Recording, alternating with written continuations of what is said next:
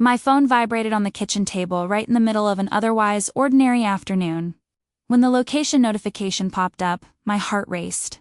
It read, "So-and-so has arrived at Rua das Palmeiras." I thought it was strange at first because he'd said he was having lunch with colleagues downtown, but that street was exactly where the neighbor across the street lived. For a second, I thought it was a coincidence, maybe an app error. I took a deep breath, tried to dismiss it. But the memory came rushing back, that same neighbor who always smiled exaggeratedly when he walked through the gate. Once, I even mentioned it jokingly and he laughed, saying I was imagining things. Still, the notification wouldn't leave my mind, flashing like a silent warning. I stood there, staring at the screen, unsure whether to laugh or cry. It was as if my phone had slapped me in the face with the truth I hadn't wanted to see. There began a whirlwind of feelings I wasn't prepared to face. And inside me, a voice whispered, this was just the beginning of what I was about to discover. In the days that followed, I tried to act normal. I woke up early, made coffee, and pretended nothing had happened. But that message wouldn't leave my mind. It felt like I was rereading it every hour. It was like a silent poison, eroding my confidence. And no matter how hard I tried, I couldn't forget. He always came home with the same smile. He greeted the children, asked about my day, and seemed like the same man as before. But I no longer saw it that way. Every gesture seemed rehearsed, every word measured, and this act began to bother me more than the possible truth. The first night after lunch with colleagues, he arrived late. He carried a scent on his body that wasn't his. It wasn't mine either. When I questioned him, he laughed and said he'd greeted a coworker. The explanation sounded hollow, as if it had been repeated many times. I simply nodded, but doubt was already brewing inside me. I began to notice the details. The way he hid his phone screen when a message arrived. The rush to shower as soon as he got home. The look he'd look away from me when I asked him anything simple. They were small, almost imperceptible changes, but for someone who'd known him for years, they were glaring. I remembered when he called me my life partner. I remembered the trips, the plans we'd made for retirement. I remembered how much I trusted him. And it hurt to realize that perhaps all of it had an invisible flaw, a secret behind it. I didn't want to believe it, but the signs were there, nudging me. One Saturday morning, he said he was going to the gym. He grabbed his backpack and left quickly, without saying goodbye. Curious, I checked the location on the app. Strangely, the location shown wasn't the gym. It was on a nearby street, the same one I'd seen before. My heart pounded and my hands sweated. I took a deep breath and decided to wait. Hours later, he returned tired, but he didn't seem to have exercised. His clothes didn't smell of sweat. On the contrary, they carried that sweet, feminine scent that wasn't part of our routine. When he leaned in to kiss me, I looked away. I didn't want him to know I knew. That night, I didn't sleep. I tossed and turned, trying to piece things together. And for the first time, I realized my mind wasn't deceiving me. The intuition, which I'd so often ignored, now seemed to scream. The cell phone, the smell, the delays, everything pointed to the same thing, and it began to consume me inside. On Sunday, we went to lunch with his family. I noticed the way he spoke, how he laughed out loud as if nothing were wrong. Everyone looked at him as if he were the perfect man, the devoted husband, the exemplary father. And there I was, forcing smiles, harboring a secret that burned in my throat. It was suffocating. I returned home with a headache. I locked myself in my room, telling myself I needed to rest. But in truth, I kept thinking about every detail, every excuse he gave. What hurt me most wasn't the possibility of betrayal. It was the fact that he could look me in the eye and lie without hesitation. That was what destroyed me the most. On Monday, he left for work earlier than usual. I thought it was strange, but didn't question it.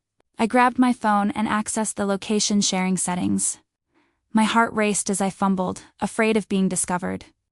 I activated a silent history setting, which would allow me to track his every move. I spent the day working, but with my mind elsewhere. And every notification that arrived made my stomach churn. And suddenly, in the middle of the afternoon, a location appeared.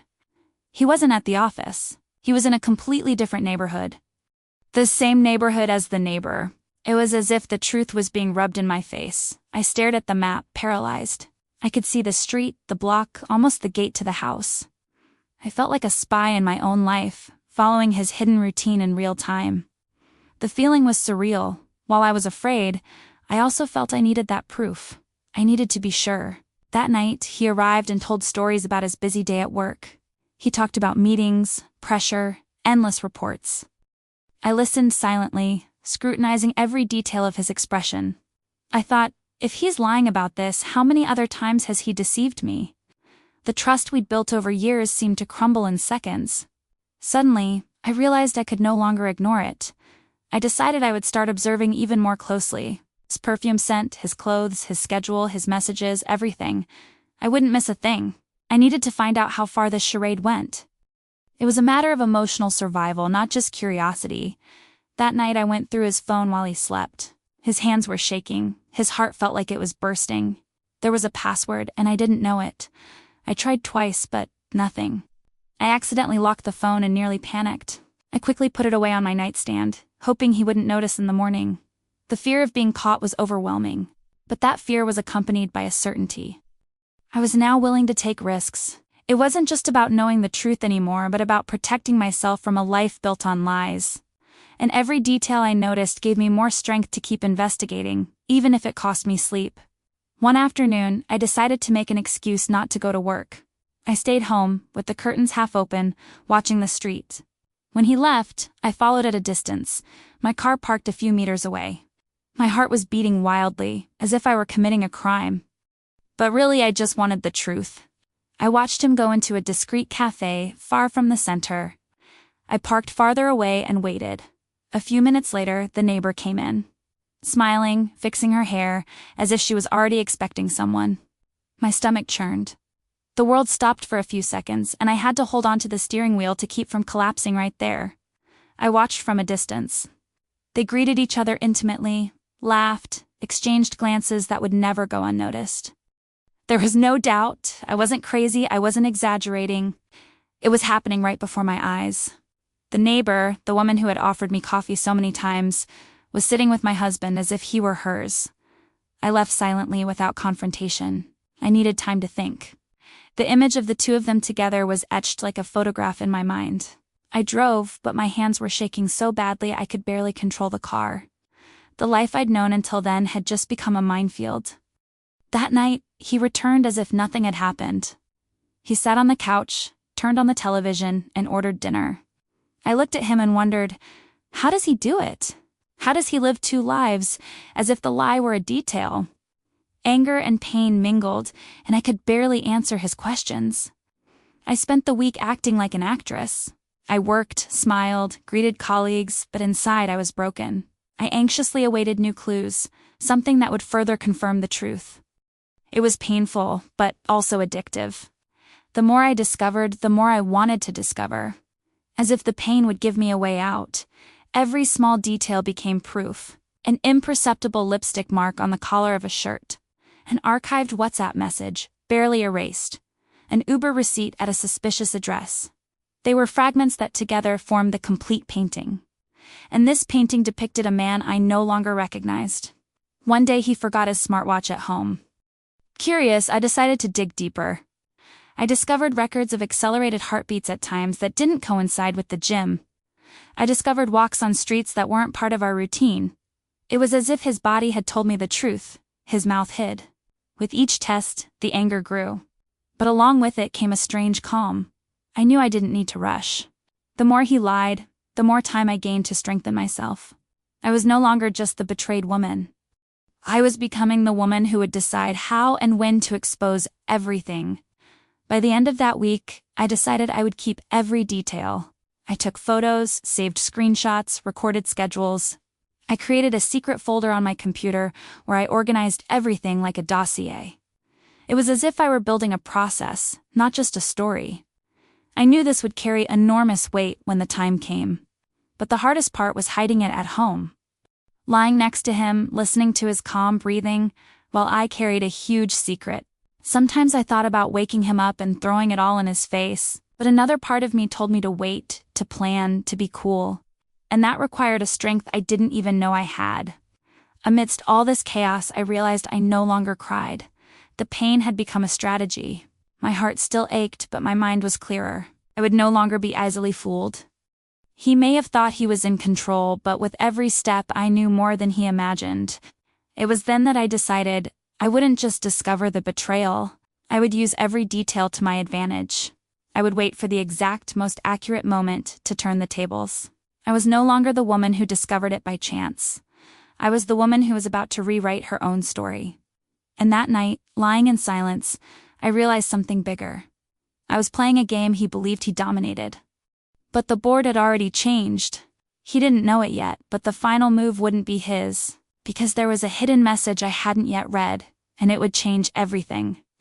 The next morning, I woke up earlier than he did. I made coffee in silence, but my eyes never left the phone resting on the table. I knew there were more answers there than I imagined. He came downstairs, still drowsy, took a sip of coffee, kissed my forehead, and hurried out. Little did I know that his every move was already engraved within me.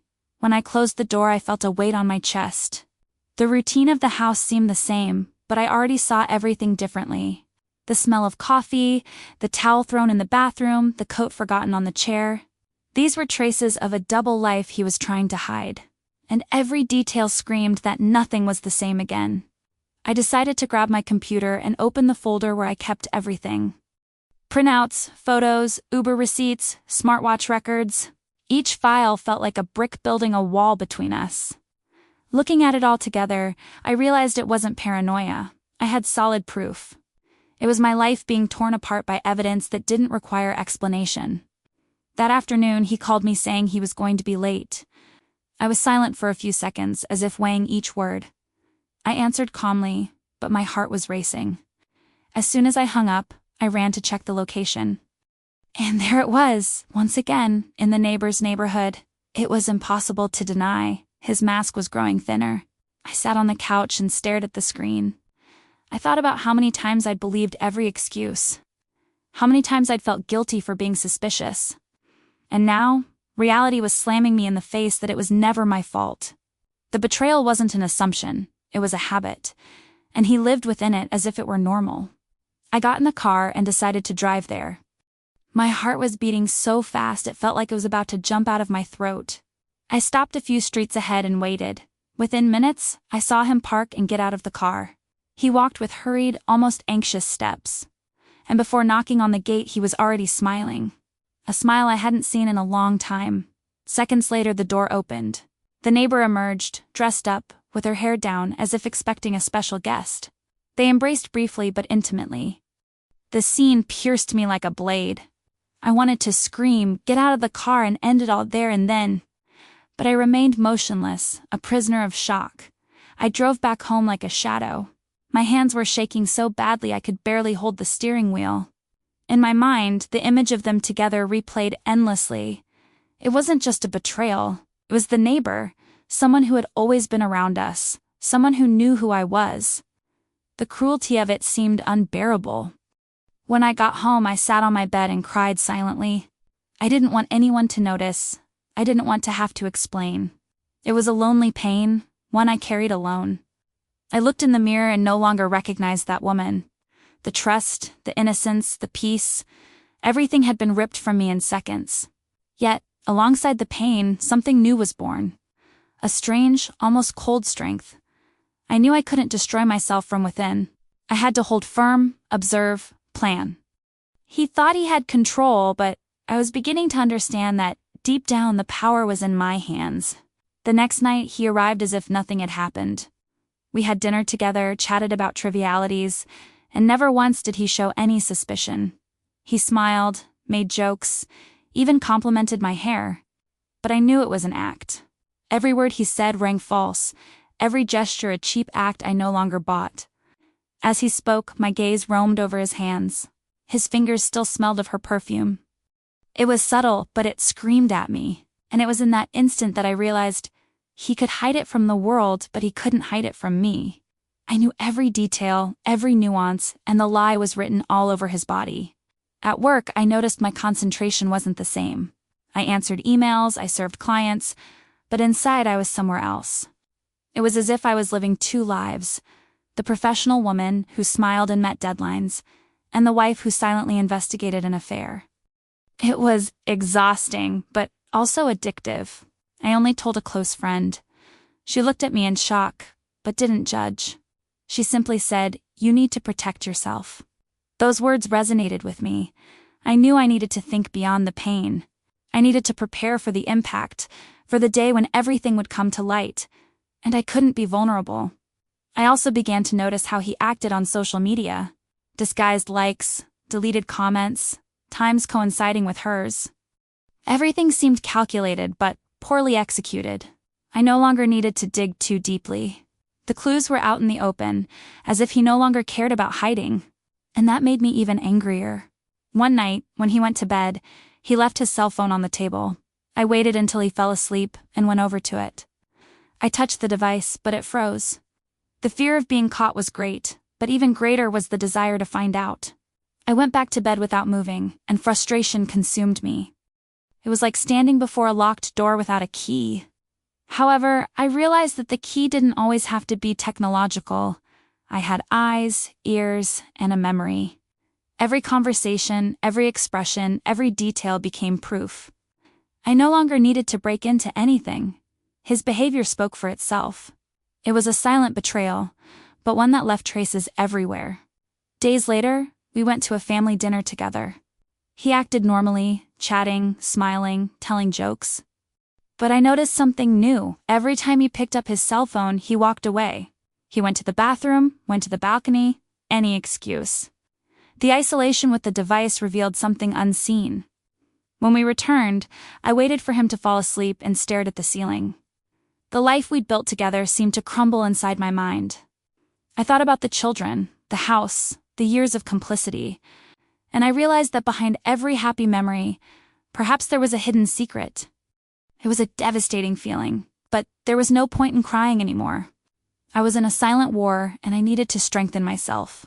Each day, I gained more courage. With each test, I felt less afraid. I was no longer the same woman I'd started with. Now I was the woman who carried the truth like a weapon. He began to notice that I was becoming more distant. He asked if everything was okay, and I smiled. He said it was just work fatigue. He believed it or pretended to believe it. Deep down, it didn't matter. I no longer needed him to notice. I knew victory would come in due time. Time seemed to slow down. Each departure was an opportunity to observe. Each return was a chance to compare stories. I wrote everything down mentally. Schedules, excuses, expressions. It was like putting together a puzzle, each piece revealing the complete picture of a lie. One afternoon, while tidying my room, I found a card receipt in my pants pocket. The address wasn't that of a regular restaurant. It was for a discreet hotel, one of those on the corner. I felt my legs tremble. This was no longer just a suspicion. It was the final proof of something I didn't want to accept. I kept the paper like someone keeping an explosive secret. It was the missing piece that confirmed everything. And at the same time that the pain tore through me, a strange calm overcame me. I no longer had any doubts. The game was laid out before me, and now all that remained was to decide how I would use those cards. That night, when he returned, I observed him with new eyes. He talked about work, about projects, but my mind only repeated the hotel address. And with every word he said, I felt the lie slipping out of my mouth. I no longer needed an explanation. The truth was there, pulsing before me. I lay down and pretended to sleep, but I lay awake for hours. I thought about what would come next. It wasn't just about betraying my trust. It was about playing with the life we'd built. It was about placing myself as a supporting character in a story that was also mine. And I wouldn't accept that anymore. Deep down, I knew the end was near. He believed he dominated the board, but with each day, I gained more ground. The betrayal wasn't just his with me. It was his with the life he pretended to live, and I was ready to turn this around. My heart burned with pain, but also with determination. With each test, I understood that this wasn't just a marital betrayal. It was a matter of dignity, of respect, of emotional survival, and I was no longer afraid. In that moment, I realized I had reached a point of no return. I was no longer just a spectator. I was the piece he never expected to move. And when I did, it would be final. What I was about to discover would not only confirm the betrayal, but reveal that it was much more profound than I'd imagined. That week, I decided to observe even more calmly. It wasn't just about catching him, it was about understanding the patterns. With every move he made, I noticed a new detail. The way he fixed his hair before leaving, his haste to change, the excuse of an unexpected meeting. Everything seemed rehearsed, yet repetitive. I began mentally marking the schedules. He always left on Wednesdays and Fridays at the same time. He said they were work commitments, but the pattern was clear. I even knew when he'd make up the excuse as if it were a script. This gave me a strange sense of control even while carrying the pain. One Friday I sat on the couch pretending to read a book. He came down, dressed up, smelling more fragrant than usual. The same sweet scent that no longer fooled me. He kissed me quickly, said he'd be back late. I smiled on the outside, but inside anger burned. I noted every detail mentally, like someone recording evidence in court. As soon as the door slammed, I ran to the computer. I opened the location tracker.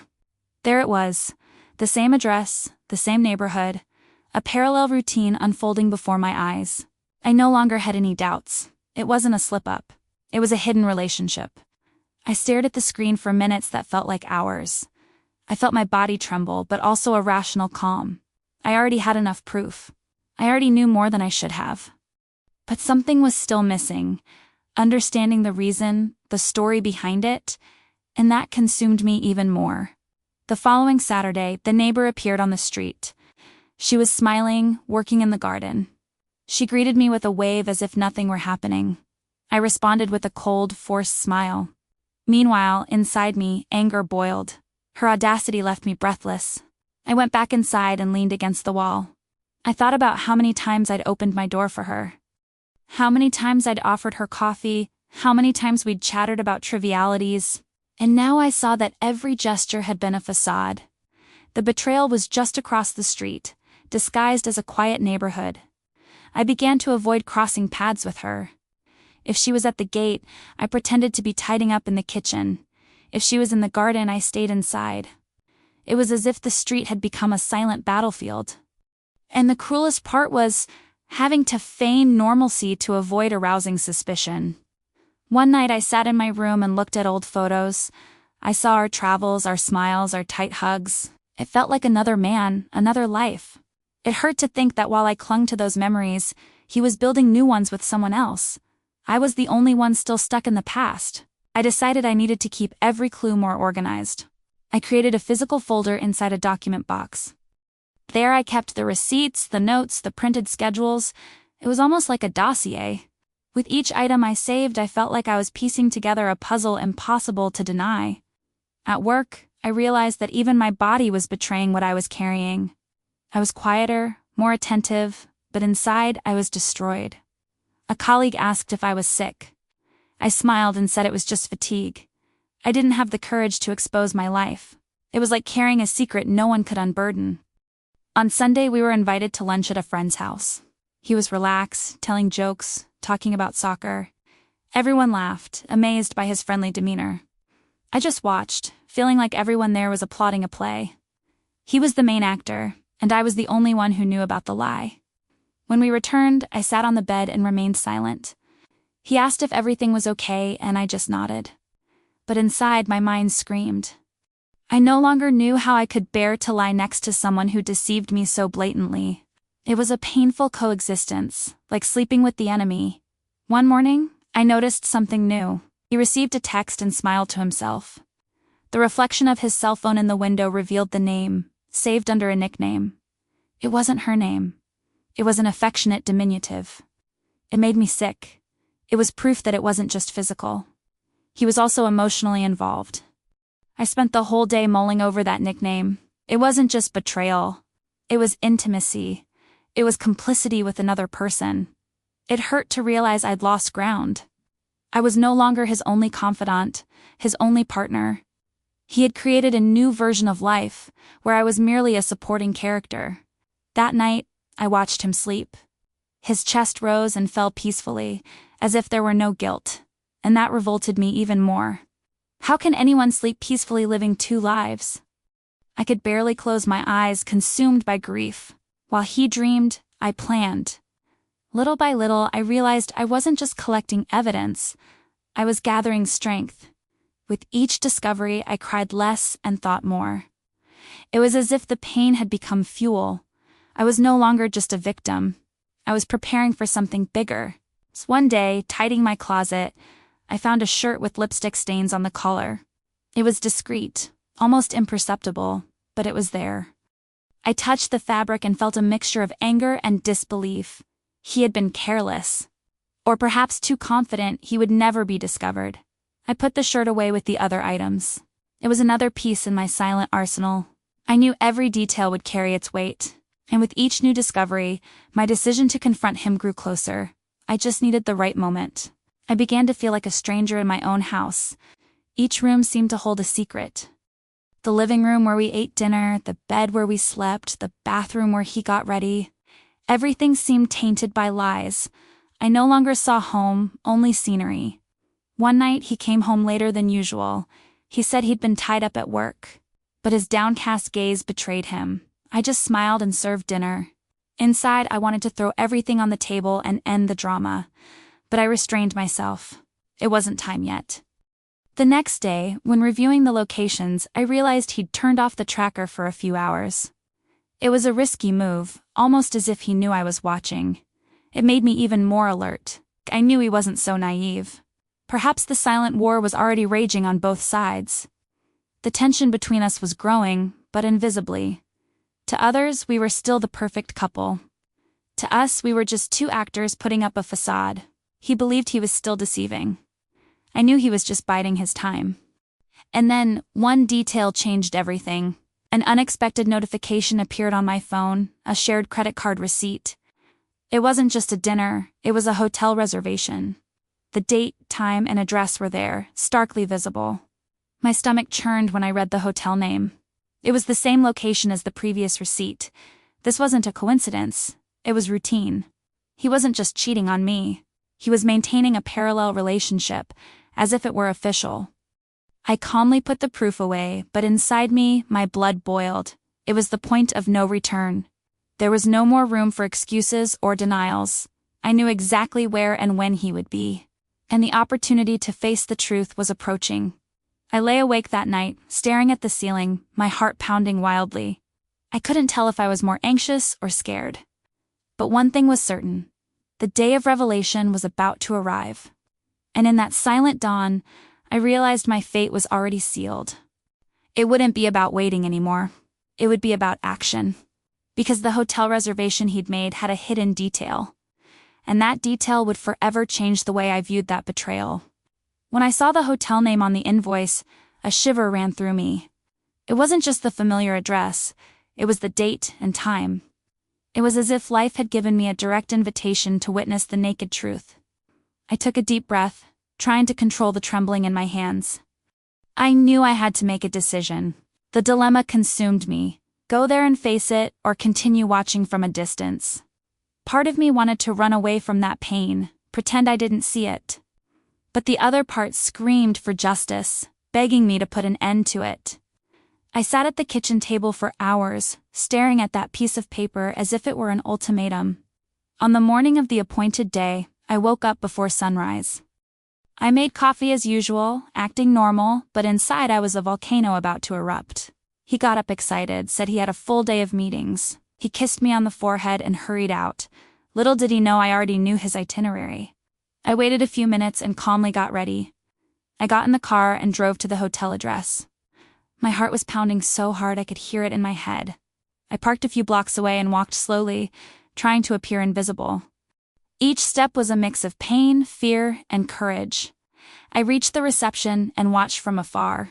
It wasn't long before I saw him enter. He was neat, well-dressed, and seemed relaxed. A few minutes later, she appeared. The neighbor. The two greeted each other naturally, as if they were an ordinary couple. My stomach churned. They walked past the reception without hiding it, spoke to the attendant, laughed about something, and went upstairs together. It was so explicit it hurt even more. I felt my legs weaken, and I had to lean on a pillar to keep from falling.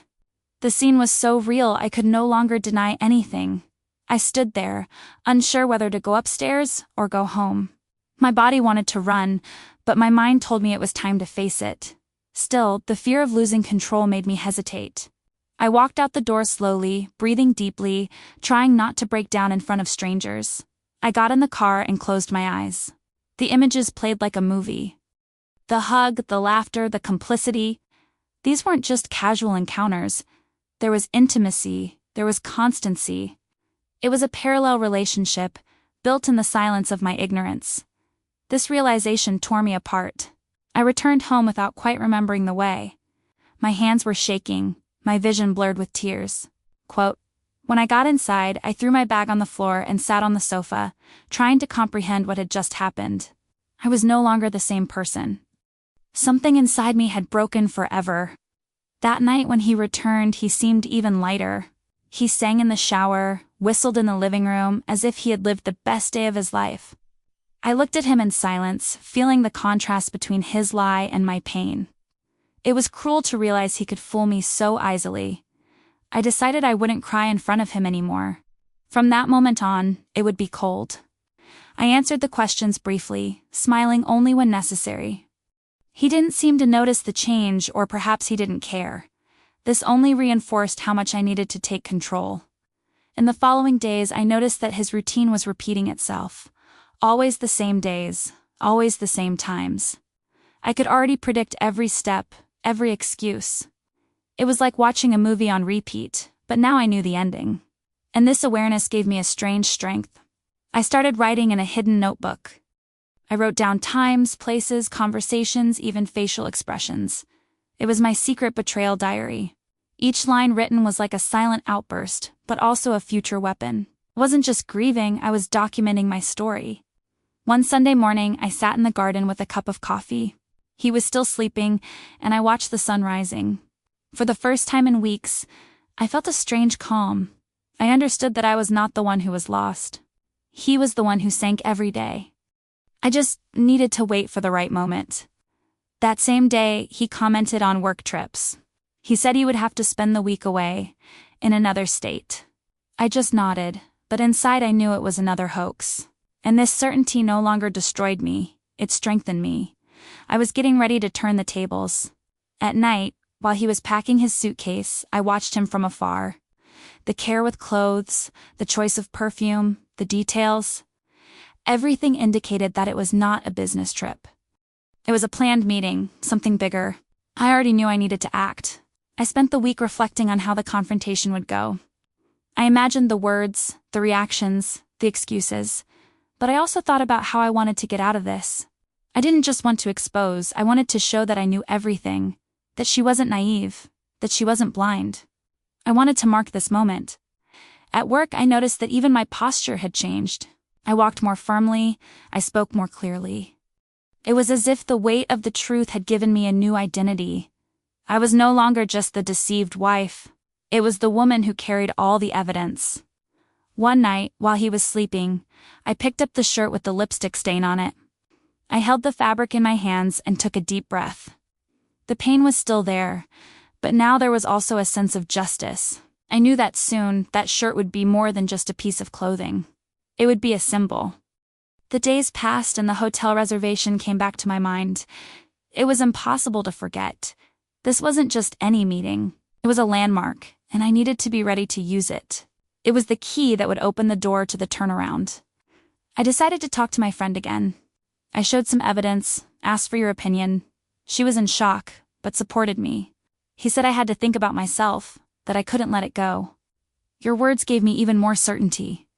I wasn't alone, even if only one person knew. I went home that night determined. I looked at him eating dinner in the living room, smiling as always. And I realized that I no longer just felt angry. I felt an enormous distance. It was like living next to a stranger, and that feeling was liberating and painful at the same time. I started organizing everything in a digital folder too. I put a password and hid it in a corner of the computer. Every file there was a piece of truth. And together, they formed a story that was impossible to deny. I already had everything I needed in my hands. That morning I woke up with a strange feeling. I got up, went to the living room, and sat on the sofa. I stared into space, thinking about how my life had changed in just a few weeks. And I understood that there was no going back. The decision had already been made. He believed I was still the same. That I believed in every excuse and every smile. But what he didn't know was that the woman next to him no longer existed. In her place was someone who had armed himself with evidence, courage, and silence. The next morning I prepared coffee as usual. I placed the cup in front of him and smiled. Inside, a flame burned. I knew that coffee tasted like goodbye. He took it easy, without imagining that life was about to change. And deep down, I realized something even crueler. It wasn't just about cheating. It was about underestimating the person sleeping next to him. He believed he would never be discovered, and that would be the biggest mistake of his life. That night, as I lay down, I felt something big approaching. My heart was racing, but not from fear. It was expectation. The certainty that the truth could no longer be hidden. And I understood, once and for all, that I was ready. Ready to act, ready to show that the lie had an expiration date. Because what I found hidden inside that hotel reservation would reveal that the betrayal was even deeper, and involved many more people than I imagined. That night, I stared at the printed invoice on the table. The name of the hotel was there, in clear letters, but there was a hidden detail. The reservation was made for 2 people. It wasn't just an ordinary suite, it was a double room, registered on a joint card. That hurt like a punch in the stomach.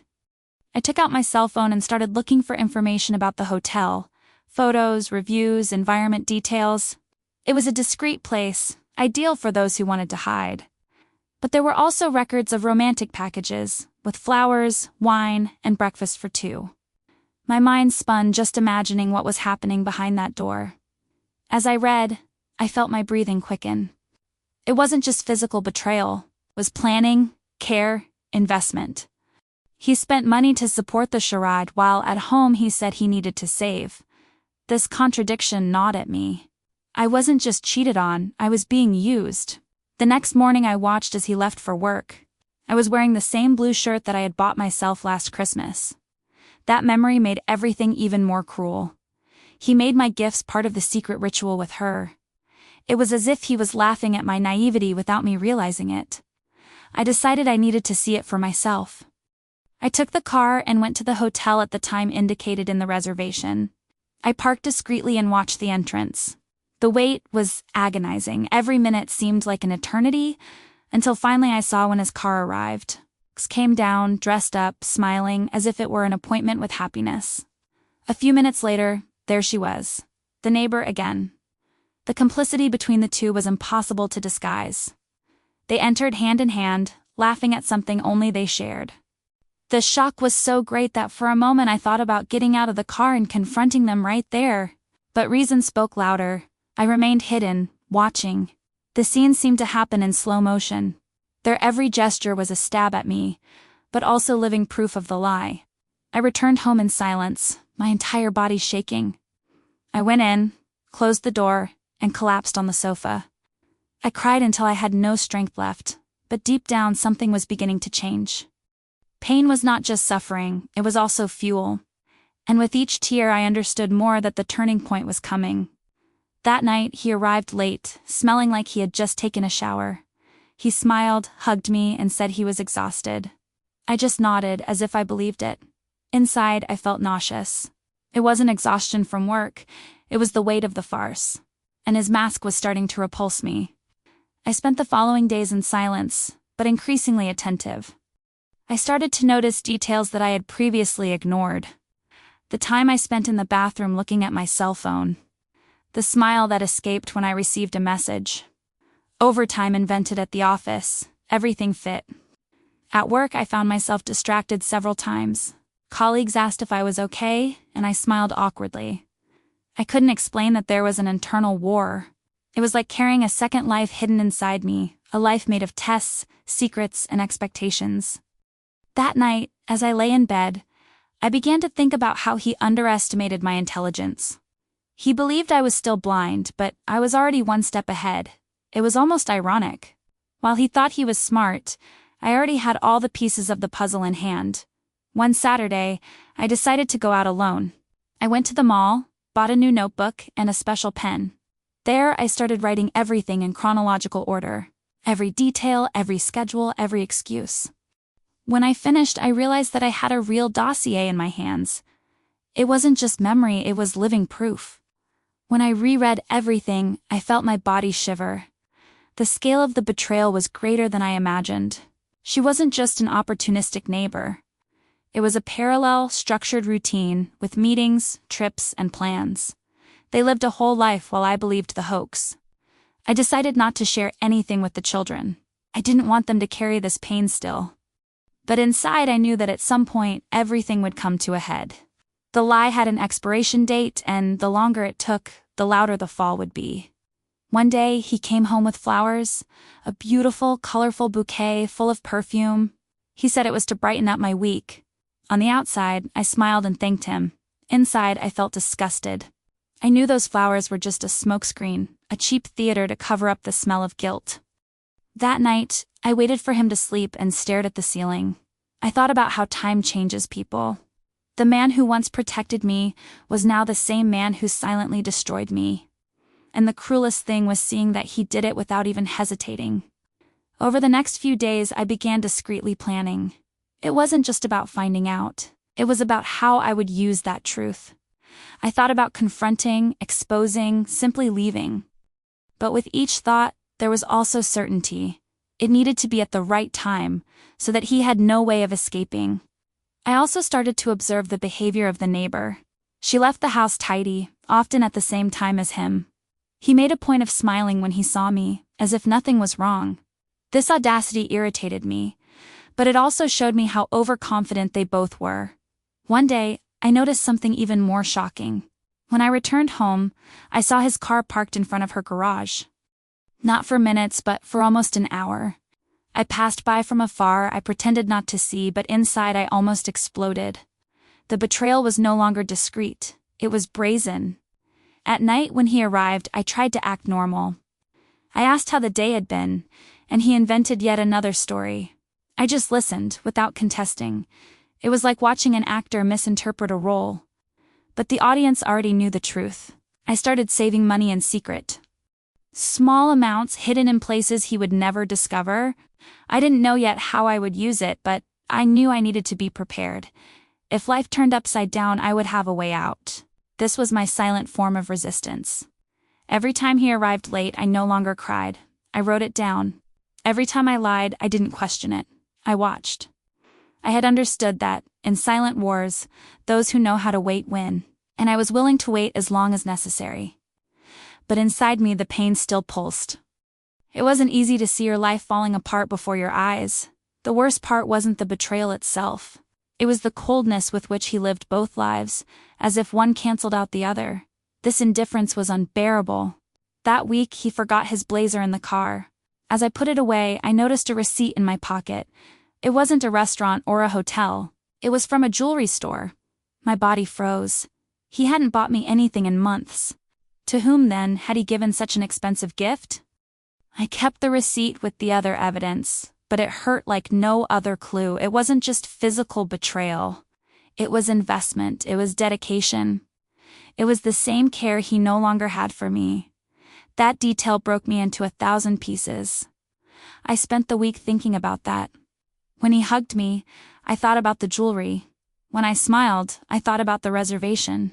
His every gesture was now accompanied by a shadow, and I could no longer separate one thing from the other. The next morning, I sat alone in the living room.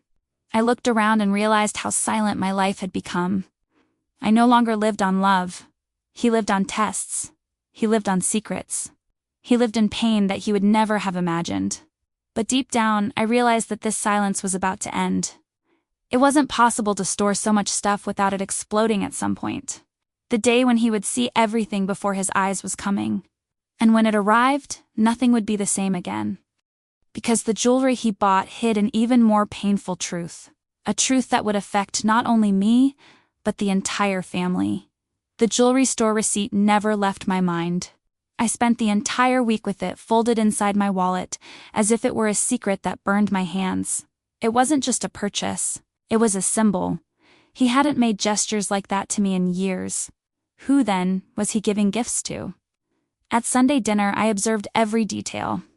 He smiled more than usual. He seemed light, almost satisfied.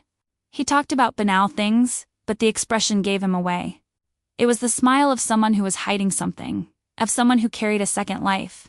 I, on the other side of the table, held back my anger so it wouldn't boil over. While washing the dishes, I heard the sound of a notification on his cell phone. It was on the counter, but blocked. Only the preview of the message appeared. A red heart, followed by, "Thank you, love." I felt my stomach turn. The jewel had a certain destination, and it wasn't for me. I took a deep breath and continued scrubbing the dishes, trying to act as if nothing had happened. He entered the kitchen, quickly grabbed his cell phone and put it in his pocket. He hugged me from behind like he used to do, but the gesture no longer had any effect. It was just an act. Over the next few days, I noticed that the neighbor was wearing a different necklace. It sparkled in the sun when she went out to water the plants. A new, eye-catching accessory that is impossible not to notice. It was discreet, but to me it screamed. I knew where it came from. It was the piece that completed the puzzle. Every time I saw her wearing the necklace, I felt my throat close up. It wasn't just betrayal, it was humiliation. I was faced with living proof, exposed in broad daylight. And the worst thing was, she looked at me and smiled, as if it were a silent provocation. I started avoiding opening the curtains. I didn't want to see her. I didn't want to have the image haunting my mind. But at the same time, it was impossible to escape. The entire street seemed to scream the truth that I was trying to swallow. It was like living inside a movie I never chose to watch. One night, I decided to go through his nightstand drawer. Among the papers and receipts, I found the jewelry's warranty certificate. There it was clearly written, "White gold necklace with heart pendant." My body froze. It was official. There were no more doubts. I kept the paper with the other tests, but this time I didn't cry. I just took a deep breath and felt a strange coldness take over. I was no longer just figuring it out. I was collecting weapons. And he knew that when the time came, he would have no way to escape. At work, I couldn't concentrate. Each customer he served seemed distant. Each call was automatic. I no longer lived there, I was stuck in my private investigation. It was as if the world had lost its color and I only lived in the black and white of the tests. I told my friend about the jewelry. She was silent for a few seconds, then said, "He doesn't deserve a minute of your energy." His words echoed inside me. I knew she was right, but still something held me back. Maybe it was the time, maybe it was the fear. That night, when he went to bed, he hugged me like nothing was wrong. He slept peacefully, even snoring. I stayed awake, observing every detail. I thought, if he had half this peace within his marriage, perhaps none of this would exist. It was cruel to realize that his tranquility came from lying. I started to notice that he spent more time on his cell phone than with me. He laughed to himself, typed quickly, left the room to answer calls. He was brazen, but careful enough not to leave any obvious traces. What he didn't know was that I already had all the pieces. One Saturday morning he said he was going to get a haircut. He took the car and left. Without thinking twice, I went after it. I parked a few meters away and waited. The salon was in another neighborhood, but his car never got there. He stopped at a discreet coffee shop. From inside I saw the neighbor enter. I recognized the glow of the necklace around my neck. The two sat close together, exchanged glances, and smiled. He touched the pendant with his fingertips and she laughed like a teenager. My body shook. It was confirmation of everything before my eyes. I wanted to run away, end that scene. But I held back. I knew there was no point in exploding at that moment. I needed to wait. I needed the house of cards to fall on its own. And deep down I was already sure. That day wasn't far away. So I went home and sat on the couch in silence. The heart was still racing, but the mind was cold. It was as if I had crossed an invisible line. There was no longer room for tears. Now it was just strategy, just patience. At dinner he talked about the haircut. He even detailed his conversations with the barber, as if he had actually experienced it. I just listened, looking into his eyes. Inside, I laughed at the audacity. The lie was already so big that I knew it would soon become entangled in itself. I started to notice that he avoided looking me in the eyes for a long time. It was as if he was afraid I would see something. And indeed, I saw it. I didn't need words. His body spoke for itself. The way you hold your cell phone, the rush to leave, the care with details that you didn't have before. One day, at family lunch, I noticed that even my mother-in-law noticed something strange. She commented that he seemed more distant, but I just smiled and diverted the subject. I didn't want to expose anything yet. But deep down, I realized that the farce was already beginning to be reflected outwards. That night, I sat on the porch and looked out at the street. The neighbor passed by, waved from afar, and the necklace glittered in the streetlight. That was like a slap in the face. It wasn't just about me. It was about her boldness, about the disrespect stamped in every gesture. I went back inside and closed the curtains. I no longer wanted to witness that. It was like living side by side with the daily evidence of my pain, and I understood that I needed to decide soon. Because every day that passed, the lie grew more, and I destroyed myself inside. The next day, when I opened the folder with the evidence, I felt a mixture of pride and sadness. I had everything: receipts, photos, records, messages. It was more than enough for any confrontation. But for some reason, I still couldn't take the final step. Maybe it was fear of change, maybe it was attachment to what we built, but I knew I couldn't live in this silence forever. The time would come to open the box, and when I opened it, nothing would be the same again. In the early hours of the morning, I woke up to the sound of a message arriving on his cell phone. I slowly got up and saw the screen lit up. The notification showed a photo. I couldn't see it entirely, but it was enough. A feminine silhouette with the necklace shining. The heart raced. I went back to bed with my legs shaking. I lay down, but I couldn't sleep. I no longer had any doubts about anything. The only question that remained was, how long could I bear to keep this alone? The next morning, as he smiled and drank his coffee, I thought about what the confrontation would be like. I imagined every word, every reaction, every excuse.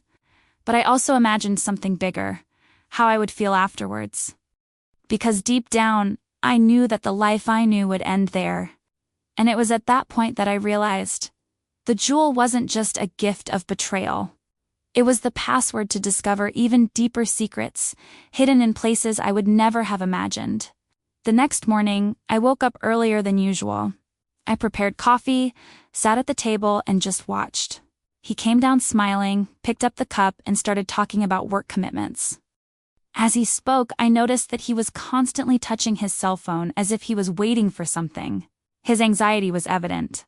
After he left, I couldn't stand it and went to the bedroom. I opened the closet and began discreetly looking through it. Among the clothes, I found a small blue velvet box. The heart raced. I opened it slowly, and there it was. The same jewelry I had already seen on my neighbor's neck, only in the shape of an earring. Another gift. The feeling was devastating. It wasn't just a necklace, it was a collection of treats. He supported a parallel life with expensive gifts, while at home he said we were financially tight. I felt my hands shake. That box was confirmation that there was no going back. I put it back in the same place and took a deep breath. I already knew that I needed to record each discovery. I took my cell phone and took photos, leaving everything saved in a hidden folder. With each click, the pain increased, but along with it, the strength I didn't know I had also grew. During the day, I tried to act normally. I answered calls, I worked, but the image of the box never left my mind. It was as if she was calling me, reminding me all the time that I was living inside a lie. With each message he sent me saying I'm busy, I relived the morning scene. At night, when he arrived, I tried to look at him as if nothing had happened. He spoke excitedly, talking about meetings and projects, but for me, it was no longer just noise. I just watched him, measuring every word, every gesture. There was a stranger sitting in front of me. I also started to notice the details of the car. One afternoon when I entered, I smelled a strong, sweet perfume that wasn't mine. In the back seat, there was a long, pale strand of hair. I held it between my fingers, took a deep breath, and put it in an envelope. One more proof for my silent archive. Little by little, I began to feel like an investigator of my own life. It was no longer just pain, it was also strategy. I was building a case so solid it would be impossible to deny it, and it gave me a strange sense of power, even in the midst of suffering.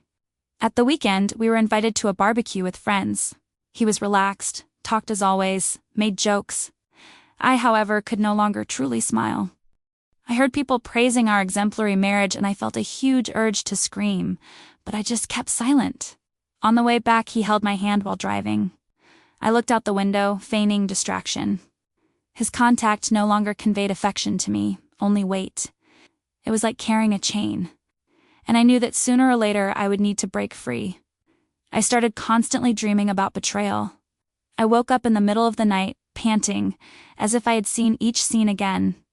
It was a torment that gave no respite, but at the same time, it served as a reminder that I couldn't put it off for long. The body screamed what the mind already knew. One Monday, he left his work folder on the table. Curious, I opened it and found an envelope with bank transfer receipts. Large amounts sent to an unknown account. The stomach turned.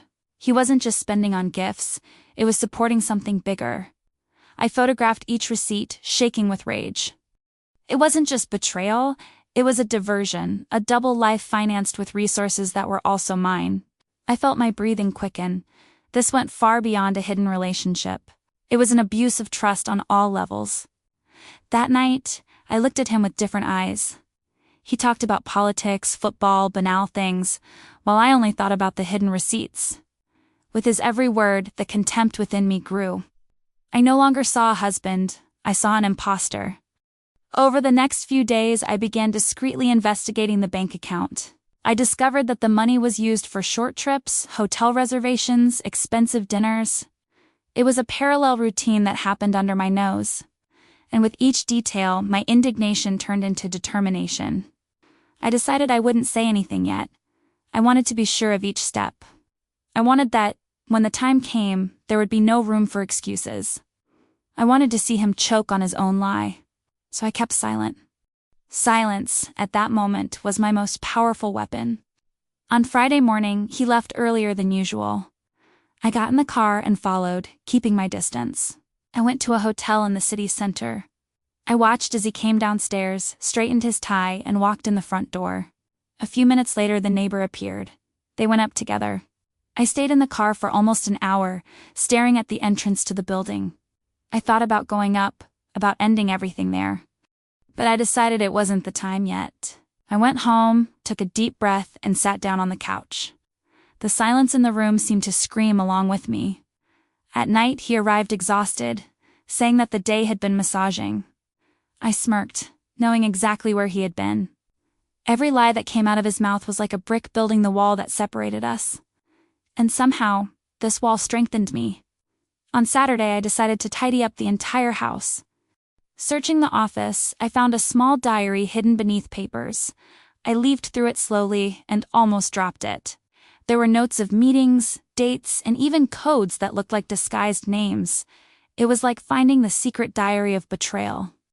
I kept the diary with the other tests. It was the missing piece to confirm that everything was not a coincidence. He planned, wrote, organized. The double life was recorded in detail, as if it were any other commitment. The coldness of it took my breath away. That night, I couldn't sleep. I tossed and turned in bed, remembering every entry in the diary. It was surreal to imagine that, while I was dreaming about the life we had, he was writing the routine of a lie. The sensation was of living in parallel universes. I decided I needed to think about the impact of this beyond myself. I thought about my children, my family, my friends. How would everyone react when the truth came out? Because it was inevitable. Sooner or later, the mask would fall and the crash would be immense. One afternoon, I sat down with my friend and showed her part of the tests. She was silent, her eyes teary. He just said, "You need to prepare yourself, because when the bomb goes off, no one will come out unscathed." His words hit me deep. I knew that what lay ahead would not be simple. I began to realize that I was no longer afraid. The pain was still there, but now it was secondary. What dominated was clarity. I already knew everything. I already had every piece in my hands. The only choice left was when and how to use it. While he believed he was still deceiving me, I was moving towards the final decision. Silence was no longer just survival. It was preparation. It was the prelude to something that would completely change our lives. And that morning, lying in silence, I realized I was ready.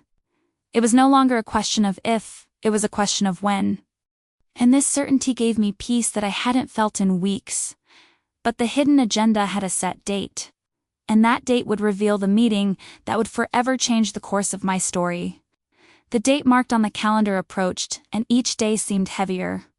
It was a scheduled meeting at a well-known restaurant in the city, not a hidden hotel. This put me on alert. He was no longer afraid of being seen. It was as if he believed he was untouchable. On the agreed day, I arrived early and sat at a table away overlooking the entrance. The heart raced with each person who entered. Until I saw it, he arrived dressed up, looked around, and, minutes later, the neighbor came in smiling. They greeted each other as a couple. The scene was cutting. It wasn't just a secret anymore. They were living it as if it were official, as if I didn't exist. I watched them order wine, laugh together, exchange knowing glances. Each gesture was a silent punch to my chest. I stood still, watching like a shadow. Nobody suspected that I was there recording every second of that farce. I mentally registered every detail, his hand on hers, the toast, the whispers. It was the living proof I needed to consolidate everything I already knew. I left the restaurant with short breaths, but a cold mind. There was no longer room for doubts or excuses. Their parallel life was wide open, and I was ready to use everything I had at hand. Because what happened after that dinner not only confirmed the betrayal, but opened an even deeper wound that no one could have imagined. That night, I returned home carrying the weight of everything I had seen. The dinner, the looks, the toasts. Nothing was suspicious anymore. It was certainty. My body was shaking, but my mind was steadier than ever. While he slept peacefully next to me, I relived every detail. Betrayal was no longer just my pain. It was a wound that exposed the hypocrisy of many relationships. How many women still ignore the signs for fear of facing the truth? I looked at the ceiling and took a deep breath. I knew that from then on nothing would be the same. And inside me a question grew that echoed like a scream. What if it were you? What would you do?